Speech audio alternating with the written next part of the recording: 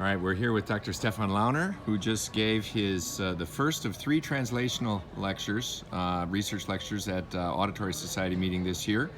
And Stefan, that was a terrific talk and terrific summary of the situation. The title of your session was "Healthy Hearing in the Context of Healthy Aging." Could you give a few of the central messages for people who couldn't be here today? Thank you, Dave, for the invitation to talk about this briefly and summarize it. The context of this talk basically is, or the attempt is, to put hearing loss and hearing healthcare in a very different perspective than what we have been used to. In the past, we very much focused on hearing sounds, on speech intelligibility, which are extremely important aspects.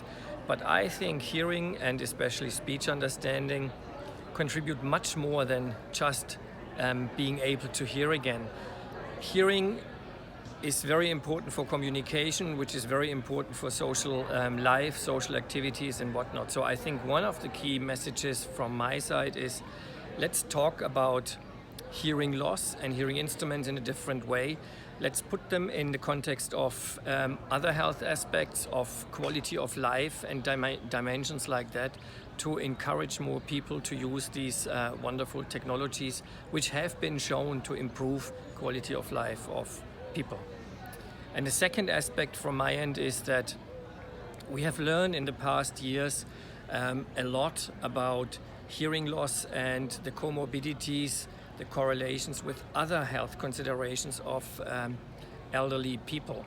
We find a number of really strong correlations where hearing loss seems to be a precursor. For example, cognitive decline, risk of falls, and other aspects. And my proposal here, or my message to the audience, was also to think about what could we as audiologists, auditory scientists, do to help improve other dimensions. We could, for example, start investigating whether hearing instruments can be used to slow down cognitive decline, and work like this is already going on.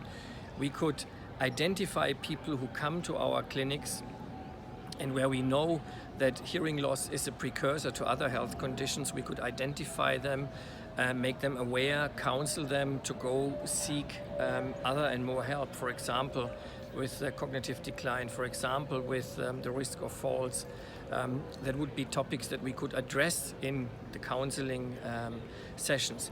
And also, even if there are conditions that correlate with the occurrence of hearing loss, for example, diabetes and cardiovascular, but with hearing instruments we can't do anything about it, we still have to consider that hearing loss in people who have these health conditions is a major factor which makes the communication between the patient and the clinician who takes care of these issues much more difficult. And there is a pretty high percentage of miscommunications going on, and hearing loss makes the patient physician communication very difficult.